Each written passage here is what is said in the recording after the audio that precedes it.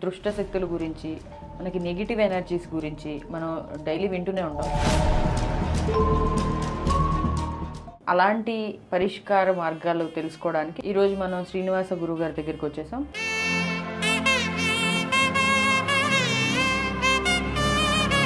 జ్యోతిష్కం మీరు ఎప్పుడు నేర్చుకున్నారు? అసలు ఈ ప్రాసెస్ మీరు ఎలా స్టార్ట్ చేశారు? కొంతమంది వేదం నేర్చుకొని ఆ వేదం ద్వారాగా కొన్ని పరిస్థితుల కాలక్రమాన ప్రభావంగా మా నాన్నగారి దగ్గర నుంచి ఆ విద్యను నేను అభ్యసించాల్సినటువంటి పరిస్థితి ఏర్పడింది. ఒక 11-11:30 వ్యవధిలో మా వెనకాల ఏదో కాస్త వెంట పడుతున్నట్టుగా కొంత గజ్జెల శబ్దం రావటం, పసిపిల్లవాడు అరిసినట్టుగా, తర్వాత స్త్రీ పిలుస్తున్నట్టుగా. ఇది అంతా కూడా మనుషులు తిరిగే ప్రాంతం కాదు, ఇది మనుషులు పిలుస్తుంది కాదురా నాయన, మనం చేసి వచ్చిన విద్య తాలూకు సంబంధించినటువంటి దుష్టశక్తి. బయట జాతకం చెప్పించుకోవాలంటే చాలామంది ఉన్నారు, కానీ మీరు ఏ తరహాలో చెప్తారు జాతకం? ఫస్ట్ ఆఫ్ ఆల్, మీరు నా దగ్గర జాతకం చెప్పించుకోవడానికి ముందు మీకు జాతకం చెప్పించుకోవాల్సిన అవసరం ఎందుకు ఏర్పడిందనే సంగతి మీకు తెలియాలి. తల్లిదండ్రుల మాటలు పిల్లలు వినట్లేదు. అవును, ఈ మధ్య కాలంలో ఇవి ఎక్కువగా చూస్తున్నాం. అవును. మరి అలా వినని వాళ్ళకి మీరేం సొల్యూషన్ చెప్తారు? ఆ పిల్లల మీద ఏదైనా పితృదేవతల దోషం ఉన్నా మందు పెట్టైనా మార్చేసుకోవచ్చా వీళ్ళని అనుకునే స్టేజ్కి వెళ్ళిపోతుంటారు. అవును. సో మరి ఇలాంటి వాళ్ళకి మీరేం చెప్తారు? మరి మరుగు మందు పెట్టిన వాళ్ళకి విరుగుడు ఎలాగా? అసలుకి సహజంగా అయితే ఈ మరుగుమందు మరుగుమందు అనేది ఉందా? అసలు మరుగుమందు తప్పనిసరి ఉందమ్మా. ప్రేతాత్మల్ని బంధించడం మీకు తెలుసా? చనిపోయినటువంటి వాళ్ళే ఏ విధమైనటువంటి ఆత్మలు అవుతారనే సంగతి చాలా మందికి తెలియదు. ఇటువంటివి 100% ఉన్నాయి. వెల్కమ్ టు ఆదాన్, నేను హరిత. మనకి దుష్ట శక్తుల గురించి, మనకి నెగిటివ్ ఎనర్జీస్ గురించి మనం డైలీ వింటూనే ఉంటాం, కానీ వాటిని ఎలా పరిష్కరించుకోవాలో చాలా సందర్భాల్లో మనకి ఎలా దాని నుంచి బయటపడాలో తెలియదు.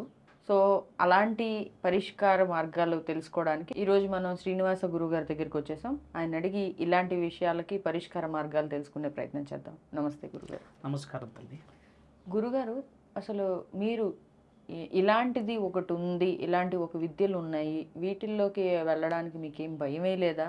అండ్ జ్యోతిష్కం మీరు ఎప్పుడు నేర్చుకున్నారు? అసలు ఈ ప్రాసెస్ మీరు ఎలా స్టార్ట్ చేశారు?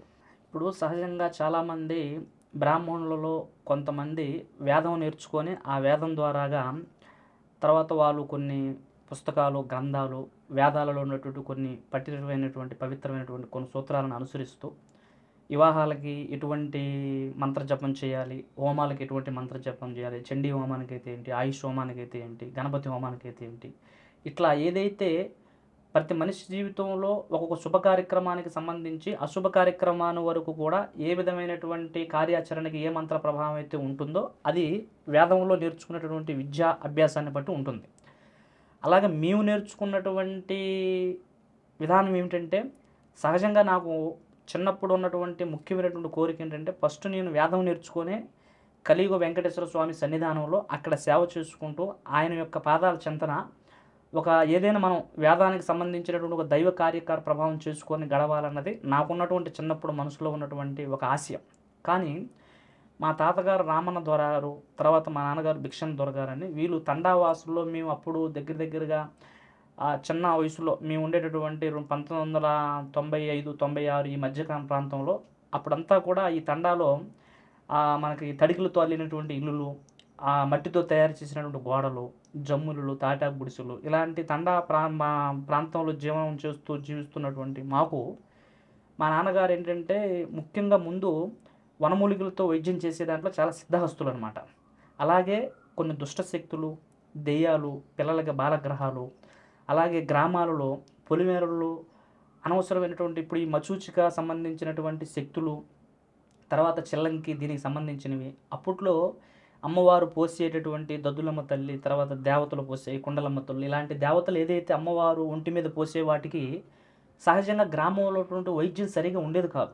అలాంటి వాటికి మా నాన్నగారు, మా తాతగారు ఇలా చాలా పవిత్రమైనటువంటి మూలికా వైద్యంతో కూడా వారి యొక్క అనారోగ్య పరిస్థితులను కూడా నయం చేస్తూ ఉండేటటువంటి ప్రయత్నం చేస్తూ, దీంతో పాటు భూత విద్యలను కూడా పఠనం చేసేటటువంటి వారు. కొంతమంది పెళ్లి కాని పిల్లలకి కొన్ని ఆత్మలు ఆవహించి సరిగ్గా వివాహాలు జరగకుండా, అనారోగ్య పరిస్థితులు బాగుండకుండా, తర్వాత ఇంట్లో కూడా భయంకరమైనటువంటి ప్రేత కోరికలతో తిరుగుతున్నటువంటి ఎన్నో కొన్ని దుష్టగ్రహ ప్రభావాల్ని చాలా భయంకరమైనటువంటి అమ్మవారు అనుగ్రహంతో కూడా వాటిని నయం చేసేటటువంటి విద్య మా నాన్నగారి దగ్గర ఉండేది. అప్పుడు నేనేంటంటే కాస్త చిన్న వయసులో ఆయనతో పాటు తిరుగుతూ ఎక్కడికైనా మనం ఆయన వైద్యం చేయడానికి వెళ్ళినప్పుడు ఆయనకు కూడా వెళ్ళటము, తర్వాత కొన్ని చేతి కింద మనం కొన్ని పూజకి సంబంధించిన వస్తువులు అందించటము, తర్వాత ఆయనతో పాటు కొన్ని మంత్ర విధానాలలో అలాగా పఠించటము చేస్తూ వెళ్తూనే కొన్ని పరిస్థితుల కాలక్రమాన ప్రభావంగా మా నాన్నగారి దగ్గర నుంచి ఆ విద్యను నేను అభ్యసించాల్సినటువంటి పరిస్థితి ఏర్పడింది. అంటే మనం మనసులో ఒకటి తలుసినా దైవం మనం చేయాల్సినటువంటి కార్యాచరణ ఈ విధమైనటువంటి భవిష్యత్తులోకి నువ్వు వెళ్ళాలని మనకి ఏదైతే భగవంతుడు మనకు రాసినటువంటి తలరాతన ప్రకారంగా ఈ వృత్తిలోకి నువ్వు కొనసాగాలని చెప్పి ఏదైతే రాశారో ఆ వృత్తిలోకి నేను కొనసాగించాల్సిన అవసరం వచ్చింది. అలాగే చాలామంది కూడా కొంతమంది ఉద్యోగాల్లో కానీ వ్యాపారాల్లో కానీ తర్వాత మనం ఒకటి చేయాలనుకుంటాం, కానీ అది మనం అనుకున్న తీరులో జరగదు. అది రాజకీయ నాయకుల జీవితాల్లో ఉండొచ్చు, సగటు మానవుడి జీవితాల్లో ఉండొచ్చు, కామన్ మ్యాన్ జీవితంలో ఉండొచ్చు, ఉన్నోళ్ళ జీవితంలో ఉండొచ్చు. మనిషి కథ మొదలయ్యి అది ముగించేంత వరకు వారి పాత్ర ఎలా సాగాలనేది మనకు భగవంతుడు రచించినటువంటి దాన్ని మన చేతిలో రాసుకున్న రాతను బట్టి, తల మీద గీతను బట్టి కూడా ఉంటుందమ్మా. అలాగే నేను ఈ వృత్తిలోకి రావాలన్నది కాదు నా ఆలోచన, కానీ మా నాన్నగారి ఆరోగ్య పరిస్థితి వలన కూడా ఈ వృత్తిలోకి నేను దిగటము.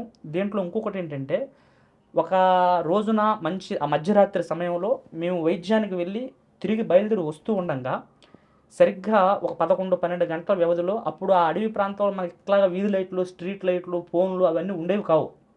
వైద్యం చేసుకున్నామా, ఆ వైద్యం చేసిన దగ్గర అక్కడ కోళ్ళు కానీ, తర్వాత వైద్యం మీద మిగిలినటువంటి వస్తువులు కానీ, పూజ చేసినప్పుడు అక్కడ నిమ్మకాయలు, కొబ్బరికాయలు, దాని మీద అమ్మవారు ఏదైతే పూజ మీద పెట్టినటువంటి వస్తువులు ఉంటాయో అవన్నీ కూడా సంచిలో వేసుకొని, కొన్ని పక్షులు అంటే మనకు కోళ్ళు, ఏటబోతులు ఇలాంటి ఏదైనా పూజ చేసినవి ఉంటే అవి కూడా తీసుకొని బయలుదేరి వైద్యం పూర్తి తర్వాత తిరిగి వస్తూ ఉంటాం. అలాగా ఒకరోజు రాత్రి బయలుదేరి వస్తున్నప్పుడు ఒక పొలిమేర ప్రాంతం దాటిన తర్వాత ఒక 11-11:30 వ్యవధిలో మా వెనకాల ఏదో కాస్త వెంట పడుతున్నట్టుగా కొంత గజ్జెల శబ్దం రావటం, పసిపిల్లవాడు అరిచినట్టుగా, తర్వాత స్త్రీ పిలుస్తున్నట్టుగా, గురువుగారు ఆగండి ఆగండి అని అలా పిలుస్తున్నట్టుగా అరుస్తూ ఉంటే, అప్పుడు మేమేంటని నాన్నగారు ఎవరో పిలుస్తున్నారని వెనక తిరిగి చూసేటప్పుడు మా నాన్నగారు తిరిగి చూడనివ్వలే.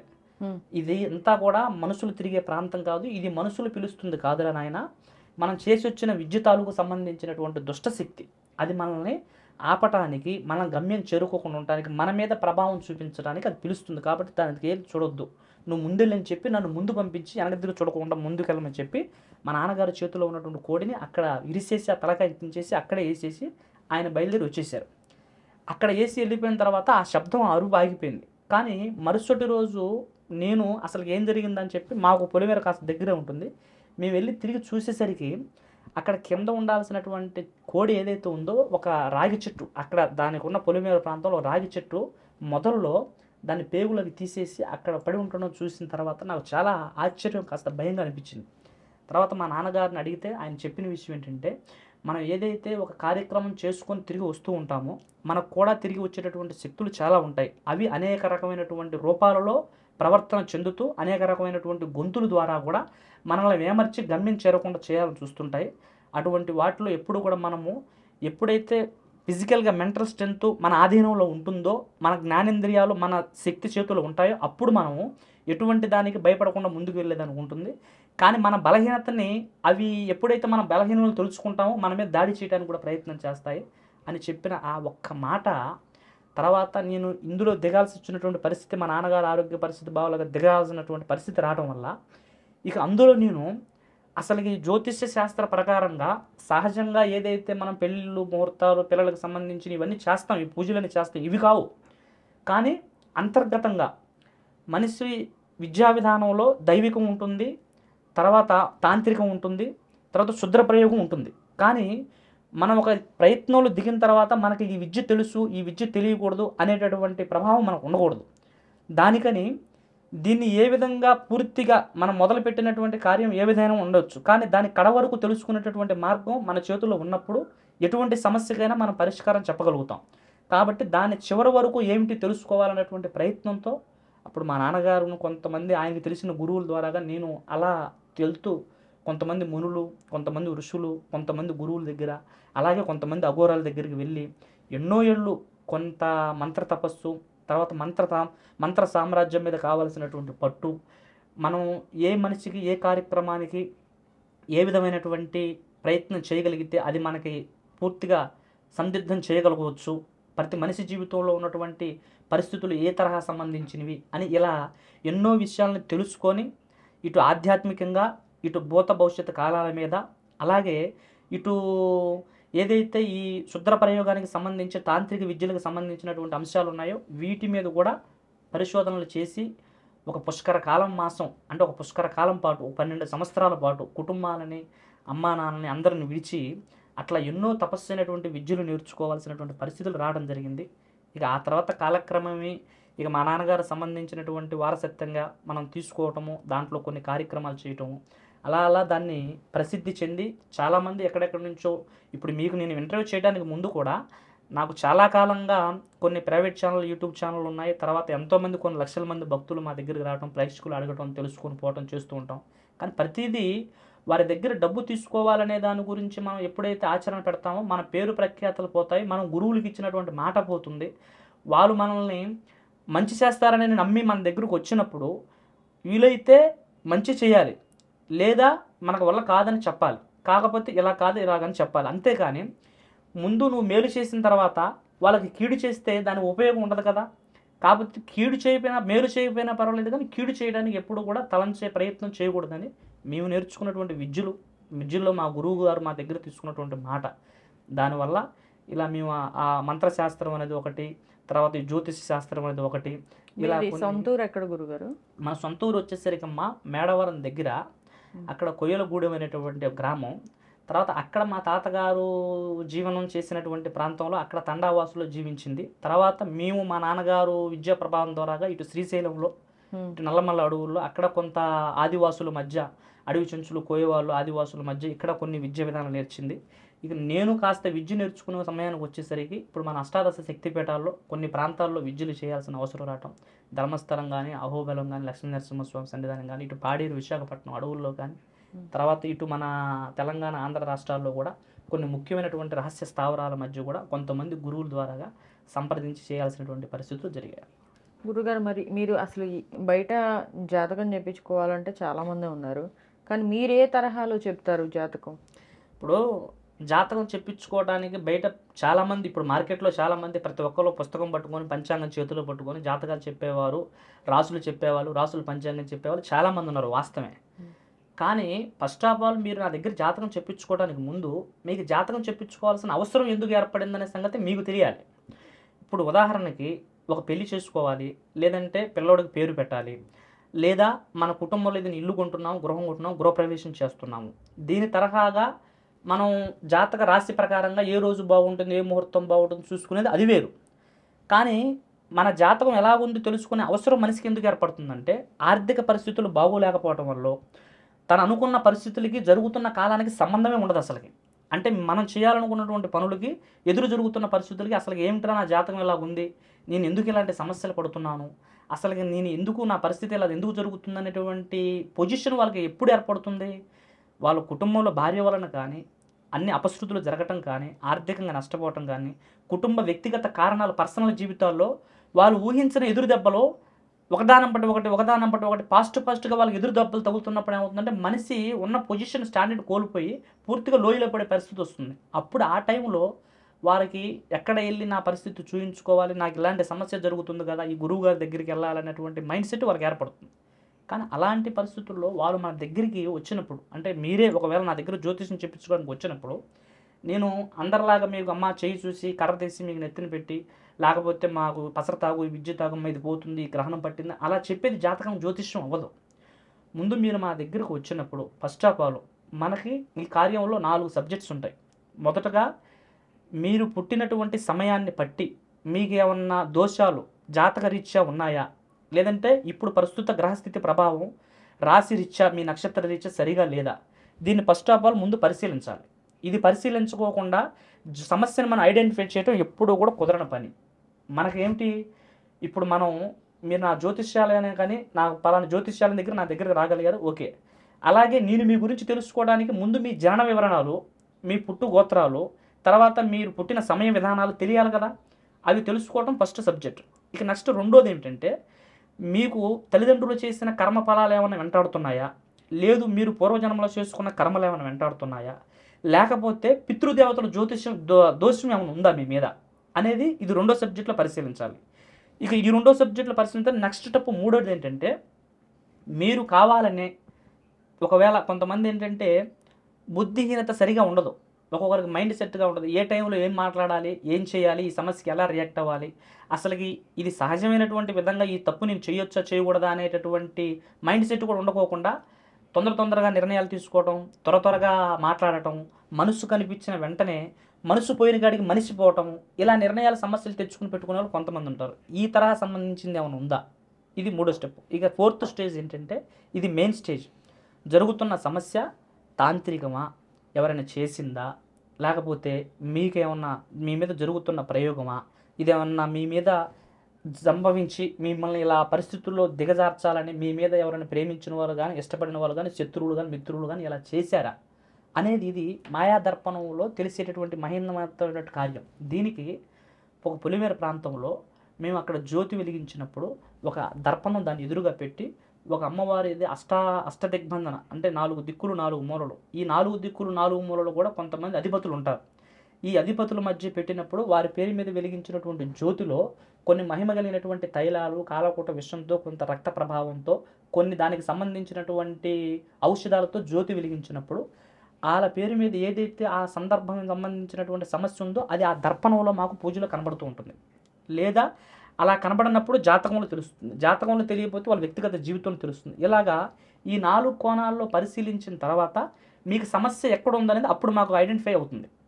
అలా ఐడెంటిఫై అయినప్పుడు నేను మీకు దానికి పర్ఫెక్ట్గా ఎగ్జాక్ట్గా సమస్యకు పరిష్కారం చెప్పడం జరుగుతుంది, తర్వాత దాన్ని ఎలా వస్తుందో చెప్పడం జరుగుతుంది. గురుగారు, మరి ఇలాంటి సందర్భంలో ఒకవేళ తల్లిదండ్రుల మాటలు పిల్లలు వినట్లేదు, అవును, ఈ మధ్య కాలంలో ఇవి ఎక్కువగా చూస్తున్నాం, అవును. మరి అలా వినని వాళ్ళకి మీరేం సొల్యూషన్ చెప్తారు? ఇప్పుడు సహజంగా అమ్మ పిల్లలు ఒక 9th క్లాస్ 10th క్లాస్ దాటిన తర్వాత నుంచి, అంటే బిలో ఒక 12-13 ఇయర్స్ వచ్చిన కాంచి వాళ్ళు తల్లిదండ్రులకు ఏమాత్రం కూడా రెస్పెక్ట్ ఇవ్వకపోవటము, పెద్దవాళ్ళ మాటలు వినకపోవటము, తర్వాత కొన్ని చెడు స్నేహాలు, చెడు సావాసాలు తయారవటము, ఆ ఉన్న సొసైటీ వలనో, లేదంటే తల్లిదండ్రులు కొంతమంది ఏంటంటే వాళ్ళు పిల్లలు ఉన్నారన్న సంగతి, నడిచే విధానం సంగతి, మెచ్యూరిటీ లేక పిల్లల్ని ఎలా పెంచాలో తెలియక దానివల్ల తప్పిదం చేసేది ఒక 30% పిల్లల మీద ఎఫెక్ట్ పడితే, ఇంకొక 70% ఏంటంటే ఈ మధ్యకాలంలో వచ్చిన ఈ మహమ్మారి ఫోన్లు, ఇందులో కొన్ని యాప్లు చూసి, ఫేస్బుక్లు చూసి, ఏదో ప్రీపెయిడ్ గేములు ఆడి స్నేహితులతో కనెక్ట్ అయ్యి దాంట్లో చదువుని విద్యని వదిలేసి దానికి ఒక వ్యసనంగా తయారయ్యే పిల్లలకి ఆ మార్గంలో పోయిన తర్వాత ఇక పెద్దవాళ్ళు ఎంత చెప్పినా కానీ దాంట్లో రాలేకపోవటము, ఇక చేతికి ఎందుకు వచ్చిన కొడుకు కానీ కూతురును కానీ ఎందుకు కొట్టాలి, ఎందుకు తిట్టాలనేటువంటి పరిస్థితుల్లో పిల్లవాళ్ళు పోవటము, ఇది వాళ్ళ క్రమశిక్షణ విధానము, వాళ్ళు తిరిగేటటువంటి స్నేహితుల వల్ల జరిగేటటువంటి సమస్య ఎగ్జాక్ట్గా 80% ఇక్కడ కనబడుతుంది.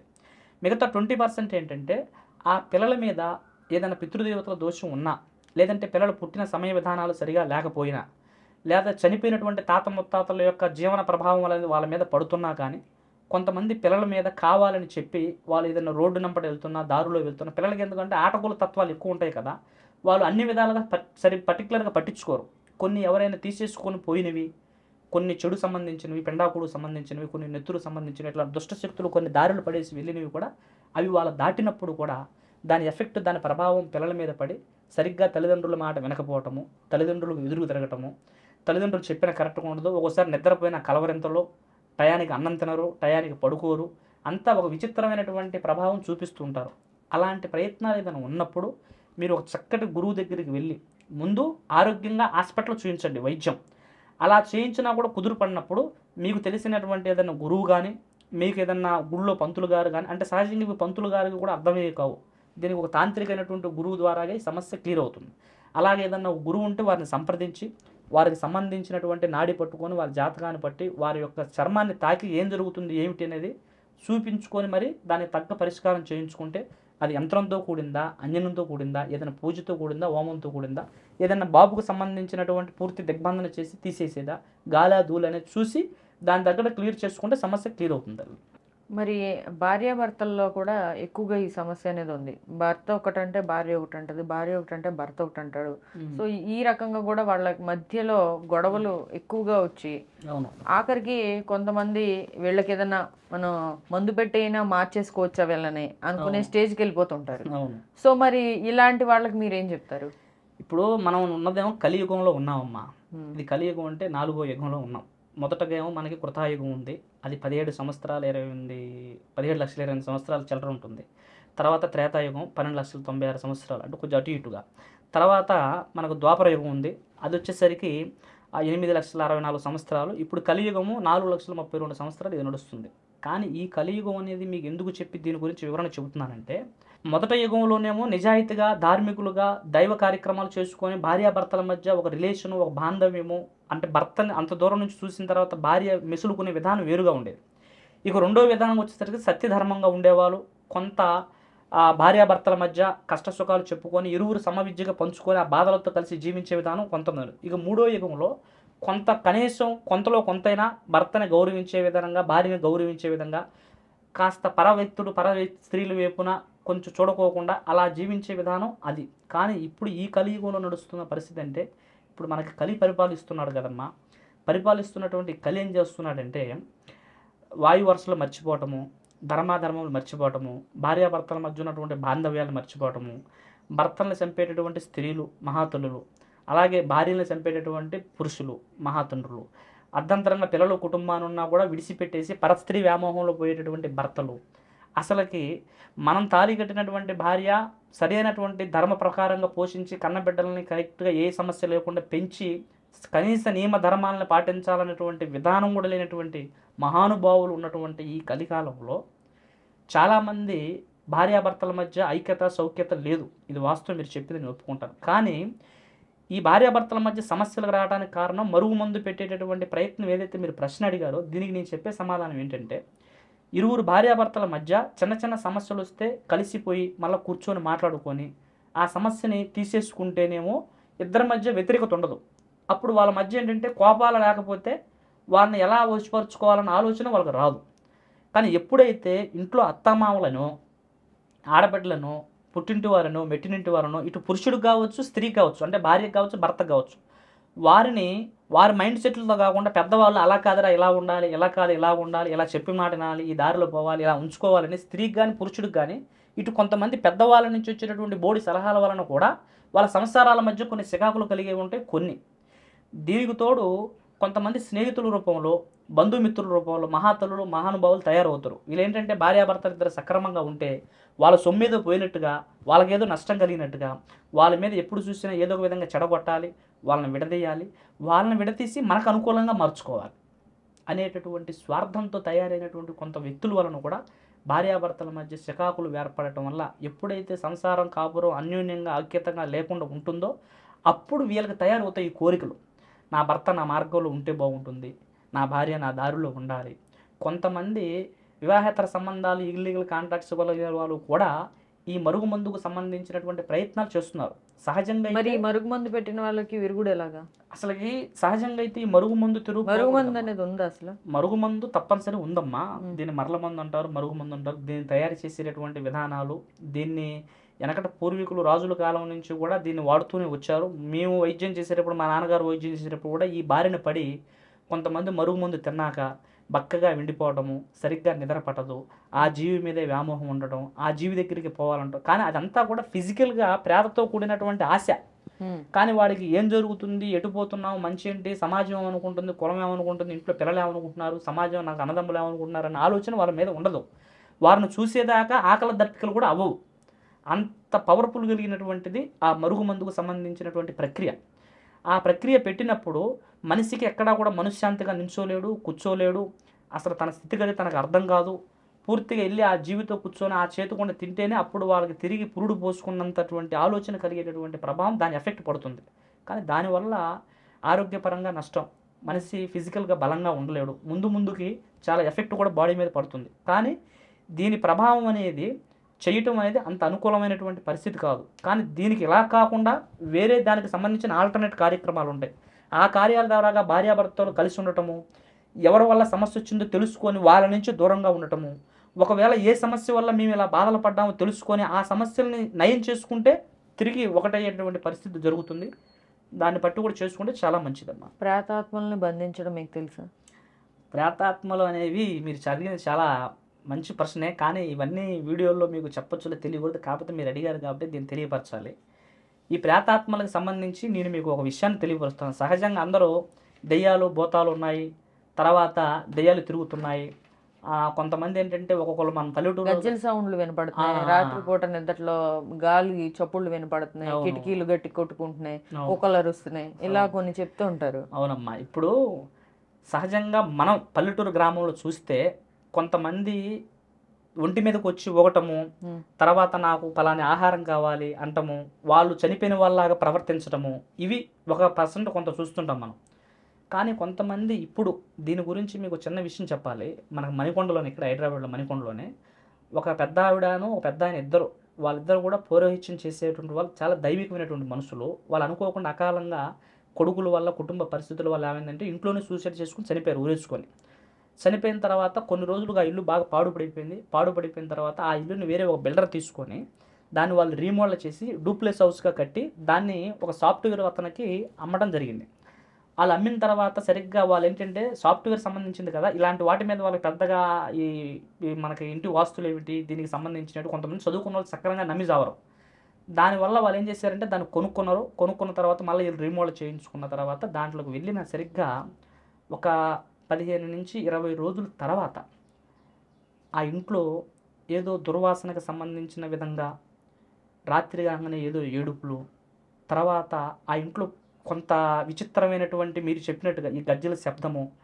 ఒక్కోసారి అతనికి కొంచెం మద్యం తాగే అలవాటు ఉంది. అతను రాత్రి పైకి పోయి కూర్చున్న తర్వాత ఎవరో వ్యక్తి అక్కడ ఒక ఆత్మరూపంలో కూర్చొని ఏదో అరుస్తున్నట్టుగా, దుఃఖిస్తున్నట్టుగా, ఏడుస్తున్నట్టుగా ఇలాగా కొంచెం విచిత్రంగా జరుగుతూ వాళ్ళు రాత్రి పడుకున్నప్పుడు కూడా వాళ్ళ బెడ్రూమ్లో కూడా వాళ్ళ టేబుల్ ముందు ఏదైతే టీవీ టేబుల్ ఉంటుందో అక్కడికి వచ్చేసి ఏదో ఒక ఆత్మరూపంలో కూర్చున్నట్టు ఇలా వాళ్ళు చాలా వరకు విచిత్రమైనటువంటి సమస్యలతో అనారోగ్యంతో బాధపడి ఆ మనిషి కూడా చాలా బలహీనంగా తయారైపోయి చావు బతుకుల మధ్య ఉంటే మనం బాగు చేసిన వాళ్ళ ద్వారా కాంటాక్ట్ నెంబర్ తీసుకొని కలిశారు.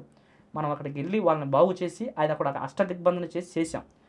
అలాగే కొంతమంది చనిపోయినటువంటి వాళ్ళు వాళ్ళ ఆత్మలు శాంతించకపోయినా ఆ కుటుంబంలో ఉన్నటువంటి వ్యక్తుల మీదో లేదంటే ఆ పరిసరాల మీదో తప్పకుండా తిరుగుతాయి. కానీ చనిపోయినటువంటి వాళ్ళే ఏ విధమైనటువంటి ఆత్మలు అవుతారనే సంగతి చాలామందికి తెలియదు.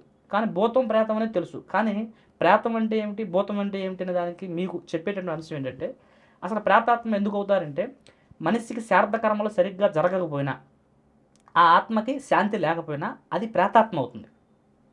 తర్వాత భూతం ఇది ఆత్మ ఎందుకు అవుతుందంటే అకాలంగా మరణించిన వాళ్ళు ఉంటారు చూసావా, భార్య పిల్లల మీద ప్రేమ తీరకో లేదంటే భర్త మీద ప్రేమ తీరకో కుటుంబంలో అన్నిటిని అనుభవించక చనిపోయినటువంటి అకాలంగా మరణించినటువంటి మనుషులు ఎవరైతే ఉంటారో మధ్య వయసులో చనిపోయిన వారు వీళ్ళు భూతంగా మారేటటువంటి ప్రమాదం ఉంటుంది. ఇక దీంట్లోనే కొంత రక్తపిశాచి అనేటటువంటి శక్తి బ్రహ్మరాక్షసి అనే శక్తి, దీన్ని వెటాల అని కూడా పిలుస్తారమ్మా. ఇది వేరే ఒక పురాణంలో ఉంటుంది దీని పేరు. ఈ శక్తులు ఈ ఆత్మలు ఎందుకు అవుతాయంటే మనుషులు ఒక్కొక్కడు విద్య నేర్చినవాడు, తెలివి కలిగినవాడు, కొంత శక్తి ఈ పూజల విధానంలో తర్వాత జనుల మీద కాస్త ఐడియాలజీ కలిగినటువంటి కాస్త బలవంతుడు చనిపోతే వాళ్ళు కాస్త బ్రహ్మరూప రాక్షసిగా కొంత భయంకరమైనటువంటి ప్రేతగా తిరిగేటటువంటి ప్రమాదం ఉంటుంది. అలాగే కొంతమంది చేతబడులు చేసి వాళ్ళ స్వార్థాల కోసం దుర్వినియోగం చేసి మనుషులని అర్ధంతరంగా చంపితే వారు యక్షిణి రూపంగా మారేటటువంటి ప్రమాదం ఉంటుంది. ఇవి ఈ సంబంధించినటువంటివి. తర్వాత తామసిక మంత్రాలు అనేవి ఇవేమవుతాయంటే చేతబడి డాకిని మోకిని సంబంధించినటువంటి శక్తులు. ఇవన్నీ కూడా సహజంగా కొంతమందికి భూతం అనేసరికి చచ్చిపోయిన వాళ్ళు అంటే ఒక మనిషి ఏ రూపాన పరివర్తన చెందుతుంది ఆ ఆత్మ అనేది సరిగ్గా ఐడియాలజీ లేకపోతే దాన్ని కంట్రోల్ చేయడం చాలా కష్టం అవుతుంది. చనిపోయినటువంటి వయసు ఏమిటి, ఆ మనిషి ఏ కోరికల మీద చనిపోయారు, దాని ప్రభావం ఎలా పడుతుందని కూడా తెలుసుకోవడం పరిపూర్ణంగా చాలా ఒక మంత్రవితం తెలిసినటువంటి గురువుగా దాన్ని పూర్తిగా తెలుసుకోలేనప్పుడు దాన్ని కంట్రోల్ చేసేటటువంటి ప్రయత్నం కూడా మన చేతిలో ఉండదు. కాబట్టి ఇటువంటివి 100% ఉన్నాయి. ఇటువంటి పరిస్థితులు కూడా ఇప్పుడు జరుగుతూ ఉన్నాయి. అలాగే కొంతమంది మనకి సినిమాల్లో టీవీలు అంటే వాళ్ళు చూపించేది వాళ్ళు పబ్లిసిటీ కోసం అది వేరు. కానీ మనం కొన్ని గ్రంథాల్లో కానీ ఇప్పుడు చనిపోయిన తల్లిదండ్రులకి కుంభమేళాలు వెళ్ళి పెద్ద పెద్ద పుణ్యస్థానాలకు వెళ్ళి వాళ్ళ శారద కర్మలు వాళ్ళు చనిపోయిన తర్వాత వాళ్ళ పేరు మీద మనం కొన్ని దాన కర్మాలు, తర్వాత కొన్ని అన్నదానాలు, వాళ్ళ పేరు మీద కొన్ని ఆత్మలు శాంతించాలని సరైనటువంటి రీచ్లో వాళ్ళకి సంబంధించినటువంటి కార్యక్రమాలు ఎందుకు చేయిస్తుంటాం ఏమ్మా? ఎందుకంటే అది మన శాస్త్రం చెబుతుంది, మనం కొన్ని చూస్తాము, కొన్నిటిని అపనమ్మకం కొట్టేయాలి. అవి ఏమిటి? వాటి వల్ల మనం పోతాం అనుకున్నప్పుడు కొన్నిటిని నమ్మకంగా నిలబెట్టుకోవాలి. చిన్న చిన్నవి చేస్తే మనకు మనశ్శాంతి ఉంటుంది అనుకున్నప్పుడు. ఈ రెండింటికి తేడా తెలియని చాలామంది ఏముందిలో ఎలా అనుకుంటే అది వాళ్ళకి అర్థమైనప్పుడు మాత్రమే అర్థమవుతుంది ఆ ప్రశ్నకి బలం ఏంటనేది. గురుగారు, మరి తల్లిదండ్రుల మాట వినకుండా చాలామంది పిల్లలు బయటికి వెళ్ళిపోయి పెళ్ళిళ్ళు చేసుకోవడాలు, బయటికి వెళ్ళిపోయి ఎంత చెప్తున్నా కూడా బయట ఇలా తిరగొద్దు, బయట వేరే సంబంధాల జోలికి వెళ్ళొద్దు, ప్రేమ వివాహాలు మనకు కలిసి రావని చెప్తున్నా కూడా వినరు కొంతమంది. వీటికి మీరు ఎలాంటి సొల్యూషన్ చెప్తారు? ఇప్పుడు ఇందాక మీకు చెప్పినట్టుగా దీంట్లో మిడిల్లో చెప్పుంటాను, ఇప్పుడు ఇది కలికాలం అమ్మ, కలి నడుస్తుందని. సహజంగా పెళ్ళిళ్ళు అనేవి తల్లిదండ్రులకి బిడ్డల పెళ్ళిళ్ళు చేయాలనే ఒక ఆశ, తర్వాత ఒక మంచి వ్యక్తి చేతిలో పెట్టాలనో, ఒక మంచి కోడలుగా తెచ్చుకోవాలనో, 10 మందిలో సమాజంలో కూడా వాళ్ళకి గౌరవప్రదంగా పెళ్లి చేయాలన్నటువంటి ఆశ తల్లిదండ్రులకు ఉంటుంది. అది జన్మతహాగా వాళ్ళని కన్నప్పుడే వాళ్ళ బాధ్యతలను వాళ్ళు చూడాలి కాబట్టి దాన్ని మనసులో పెట్టుకొని వాళ్ళని పెంచుతూనే చేస్తూ ఉంటారు.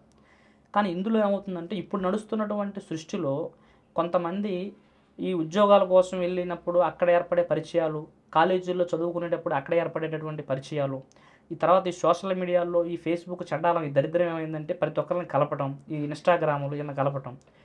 ఈ వయసులో ఉన్నటువంటి పిల్లలకి ఏంటంటే మేము చేస్తుంది మంచిగా చెడా అనేటటువంటి అంశం వాళ్ళకి పూర్తిగా తెలియదు. ఆ అట్రాక్షన్ ఏమవుతుందంటే అలా లాగేస్తుంది వాళ్ళ దగ్గరికి. ఏదైనా ఒక మాట మాట్లాడేసరికి మరుసటి రోజులు వేస్తే ఆ వ్యక్తితో మాట్లాడకపోతే, ఆ స్త్రీతో మాట్లాడకపోతే ఏమవుతుందో లేనటువంటి ఆందోళనలో పడిపోయి అట్లా లాగేయటం. దీనికి తోడు వాళ్ళు ఉదయం లేచిన కాంచి ఫోన్లో పోస్టులు చూస్తుంటే ఆ ప్రేమకు సంబంధించినవే వీడియోలు, దానికి సంబంధించిన రీల్సు, అదేదో సినిమాల్లో వచ్చేటటువంటి ప్రత్యేకత చూసుకొని దానికి వాళ్ళు మేము ఇలాగే చేయాలనేటువంటి ఎగ్జాక్ట్లో పడిపోయి అట్లాగా ఆకర్షితులై ప్రేమించుకునేటటువంటి వాళ్ళని చూస్తూ ఉంటామమ్మా. కానీ ఈ ప్రేమల్లో ఇలాగ పోయేవాళ్ళు కొంతమంది ఏంటంటే ఒక్కొక్కరు మెచ్యూరిటీ ఉంటుంది. అమ్మా నాన్న కష్టపడి పెంచారు, మనం ఉద్యోగం కోసం వచ్చాం, ఈ పనే చేయాలి, దీన్ని చూసుకొని బయలుదేరి తల్లిదండ్రుల పేరు నిలబెట్టాలనుకునే వాళ్ళు ఉద్యోగాల దగ్గర కానీ అవుట్ ఆఫ్ కంట్రీలో. ఇప్పుడు చాలామంది మా దగ్గరకు వచ్చే సమస్యలు తల్లిదండ్రులు ఎంతోమంది దుఃఖంతో వచ్చి మా ముందు కూర్చొని ఏడుస్తుంటారు.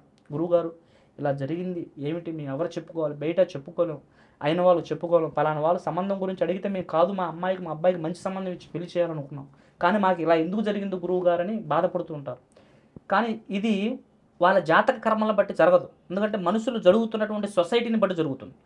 ఇలాంటి పరిస్థితుల్లో కొంతమంది తల్లిదండ్రుల మాట వినుకోకుండా పూర్తిగా అవతల వైపు ఉండి అసలు తల్లిదండ్రులే సంబంధం లేదనేటువంటి సిచ్యువేషన్లో నడుస్తున్న వాళ్ళని చూస్తాం. కానీ అలాంటివి ఏమిటంటే కొంతమంది ఇదే వశీకరణలు, వాళ్ళని వశపరుచుకోవడానికి చేసినటువంటి ప్రయోగాలు, వాళ్ళని వశీకరణలు నిజంగానే ఉంటాయా? వశీకరణం అనేది 100% ఉందమ్మా. కానీ అది ఒక ప్రక్రియ. దాన్ని చేసేటటువంటి అవసరం ఎవరి మీద పడుతుంది ఏమిటి అంటే ఇప్పుడు ఈ పాయింట్లోకి మళ్ళీ మీరు అడిగారు కాబట్టి ఆ పాయింట్లోకి వెళ్తారు. ఈ వశీకరణం అనేది కొంతమంది ఏంటంటే ఎదుటి వాళ్ళని మోహించాలి, కాస్త డబ్బు ఉన్నటువంటి వాళ్ళు, తర్వాత వాళ్ళతో కొంతకాలంగా రిలేషన్లో ఉన్నా కానీ వాళ్ళు అడిగితే ఒప్పుకుంటారో లేదనే భయము, మళ్ళీ వాళ్ళతో రిలేషన్ చెప్తే ఏదైనా గొడవ వస్తుందో అన్నటువంటి ఆందోళన. కాబట్టి ఏమాత్రం కూడా వీళ్ళు అడగకుండా వీళ్ళ సంబంధం లేకుండా వాళ్ళంతటా వాళ్ళు వచ్చి వశపడాలనేటువంటి దుష్ట ఆలోచన మైండ్లో పెట్టుకొని చేశారు. ఇప్పుడు మీరున్నారు, మీకు తినడానికి ఒక యాటో కోడి కావాలి, పోయి డబ్బులు ఇస్తారు. ఆ కొట్టేవాడు ఏం చేస్తాడంటే డబ్బులు తీసుకొని మీ కోడినో యాటనో కొట్టి చంపి చేతికి ఇస్తాడు. కానీ ఇక్కడ ఏ జీవి బలిస్తున్నావా ఏమిటి అనేది కదా ప్రశ్న. మీరు డబ్బులు ఇస్తున్నావా మీరు చేస్తున్నావా అన్న తరహాలో ఉంది ఇప్పుడు సొసైటీ ప్రయత్నం. దానికని కొంతమంది వారి స్వార్థం కోసం చేయించేటటువంటి ప్రయత్నాల వలన అలా చేసేటటువంటి వాళ్ళు కూడా కొంతమంది ఉన్నారు. అంటే మేము ఏదైనా ఒక కార్యక్రమం చేస్తుంటే ఇప్పుడు భార్యాభర్తలు ఇద్దరు ఉండి భార్యాభర్తలు పెళ్లి చేసుకుని పిల్లలు కన్న తర్వాత భార్య తన మాట వినకోకుండా పరస్త్రీలోకి వెళ్ళి భర్త పరస్త్రీలోకి ఉండి సంసారం ఆగమవుతుంటే అది ధర్మం, మనం చేసి ఆ సంసారం నిలబెడితే అది మనకు పుణ్యం అనిపించినప్పుడు ఆ కార్యం మేము చేస్తాం. కానీ నువ్వు డబ్బులు ఇచ్చి నాకు ఈ కార్యం ఈ వ్యక్తి కావాలి ఈ ప్రయత్నం కావాలంటే వాడు బ్రహ్మదేవుడు దిగొచ్చినా కానీ తపస్సు చేసినా కానీ ఆ కార్యం మేము చెయ్యం. ఎందుకంటే మనం చేసే కార్యక్రమాల్లో మనం ఏదైతే చేస్తామో అదంతా మన వెనకాల చిత్రగుప్తుడు రాస్తూనే ఉంటాడు. ప్రతిదీ మనం చేసేదంతా మన పాపం పెరుగుతూనే ఉంటుంది, ఇటు పుణ్యం పెరుగుతుంటుంది పాపం పెరుగుతుంది. అలాగే మనం మొదటి పాయింట్కి వచ్చిస్తే ఇట్లా కొంతమంది చేసిన ప్రయోగాల వల్ల పిల్లలు తల్లిదండ్రుల మాట వినుకోకుండా పూర్తిగా అవతల దారులు పోయి పెళ్ళిళ్ళు చేసుకోవటం, తర్వాత పెళ్ళైనాక వీళ్ళ వల్ల తల్లిదండ్రులు ఏడవటం, బాధపడటం, ఇలాగ ఎన్నో రకమైనటువంటి ఇబ్బందుల పట్ల సమస్యలతో ఎంతోమంది ఏడుస్తూ బాధపడుతూ ఉంటారు. కాబట్టి అలాంటి సమస్యలు ఏదైనా తల్లిదండ్రులకు ఎదురైనప్పుడు ముందు ఫస్ట్ ఆఫ్ ఆల్ పిల్లల ప్రవర్తన ఎలా ఉంది, వాళ్ళు ఏం చేస్తున్నారు అనేది సరిగ్గా వాళ్ళ మీద గమనించుకోకుండా అక్కడ దాకా పోయేంత వరకు కూడా మీరు మూర్ఖత్వంలో ఉండే ప్రయత్నం చేసుకోకూడదు. ఇంకో నెక్స్ట్ ఏంటంటే, ఒకవేళ మీరు ఏదైనా ఆ సమస్య తెలిసినప్పుడు ముందే చెబుతారు, పిల్లల నుంచో స్నేహితుల నుంచి ఇంటిమేషన్ వస్తుంది ఇలా చేస్తున్నారని. అలా తెలిసిన తర్వాత కూడా కొంతమంది నిర్లక్ష్యం చేస్తారమ్మా. అదే ప్రధానమైనటువంటి తప్పు. అలా జరిగినప్పుడు ఇదేమన్నా వేరే రకమైనటువంటి ప్రక్రియలు జరిగాయా, ఈ పిల్లవాళ్ళ మీద కానీ ఈ పిల్ల మీద కానీ ఏదైనా ప్రభావం జరిగిందా అని తెలుసుకోకుండా 4 మాటలు నచ్చ చెప్పేసరికి సరేనమ్మా నేను చేయను, సరేనమ్మా నేను పోను అనేసరికి వాళ్ళ మాటలు నమ్మేసి వదిలేస్తారు అలాగే. కానీ అదేమవుతుందంటే వాళ్ళకి మీరు ఇంకాస్త ధైర్యాన్ని ఇచ్చి వాళ్ళు ఇంకా తప్పు చేయడానికి మీరే ప్రోత్సహించిన వాళ్ళు అవుతారు. కాబట్టి అలాంటి ప్రభావాలు ఏమైనా ఉన్నాయని తెలుసుకోవాలి. అలాంటి తెలియనప్పుడు మాలాంటి గురువుల దగ్గరికి వచ్చి మీరు సంప్రదించగలిగితే ఆ సమస్యలను పూర్తిగా క్లియర్ చేయడానికి కూడా తప్పకుండా పరిష్కారం దొరుకుతుంది. ఈ సందర్భంగా మీరు ప్రేక్షకులకి చెప్పదలుచుకుంది ఏమైనా ఉంటే చెప్పండి. మంచిది. ఇప్పుడు మానవ జీవిత కాలం అనేది చాలా చిన్నది. ఎప్పుడు పుడతామా ఎప్పుడు పోతామా అనేది మన చేతుల్లో అనేది ఉండదు. కానీ సమస్యల పాలయ్యేటటువంటిది, సమస్యల తిరుగు పోకుండా ఉండేది కూడా మన చేతుల్లోనే తప్పకుండా ఉంటుంది.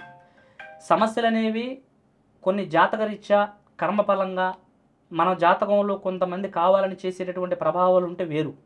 కానీ ఒక్కొక్క సందర్భంలో మనకు తప్పు అని తెలిసి కొన్ని పనులు చేస్తుంటాం.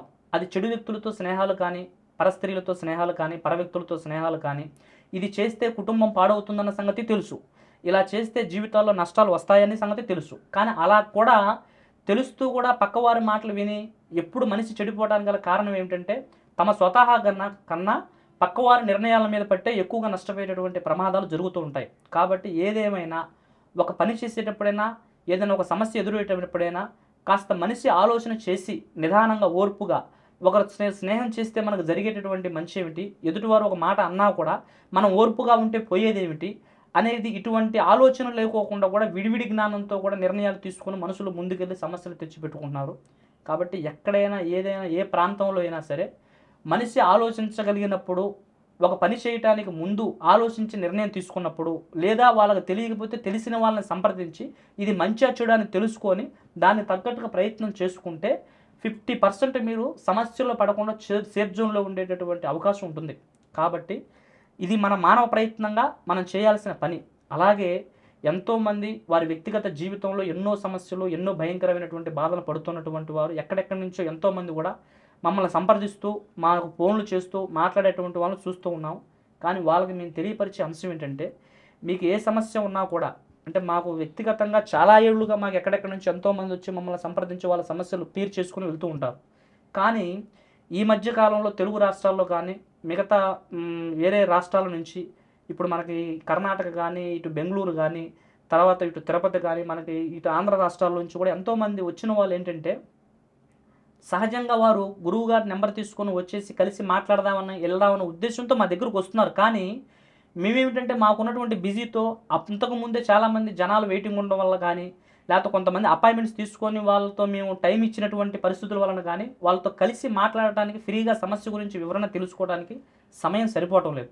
దానివలన మీరు ఎక్కడి నుంచైనా వచ్చి కలవడానికి ముందు మేము వరంగల్లోనూ అందుబాటులో ఉంటాము, హైదరాబాద్లోనూ అందుబాటులో ఉంటాం, ఒక్కోసారి బెంగళూరులో కూడా అందుబాటులో ఉంటాం. కానీ మీరు మా దగ్గరకు వచ్చి కలవటానికి ముందు మీరు ఏదైతే ఎంతో దూరం నుంచి వచ్చి గురువుగారితో మాట్లాడి సమస్యని పూర్తిగా చెప్పి దాని సమస్య నుంచి బయటపడాలని ఆశతో వస్తారో, దానికి సంబంధించిన సమయం మీకు మేము ఇవ్వాలనుకున్నప్పుడు ఒక 2 రోజులు ముందుగా కాల్ చేసి అపాయింట్మెంట్ తీసుకొని ఆ అపాయింట్మెంట్ సమయం ప్రకారంగా వచ్చి మీరు కలవటము, లేదు దూరం నుంచి రాలేని పక్షంలో ఉంటే మీకు సంబంధించిన వివరాలను పూర్తిగా పంపించి అపాయింట్మెంట్ ద్వారాగా మీరు మమ్మల్ని సంప్రదించగలిగిన ఫోన్ ద్వారాగా పూర్తిగా మీకు అన్ని విషయాలు వివరణ తెలియపడటం జరుగుతుంది.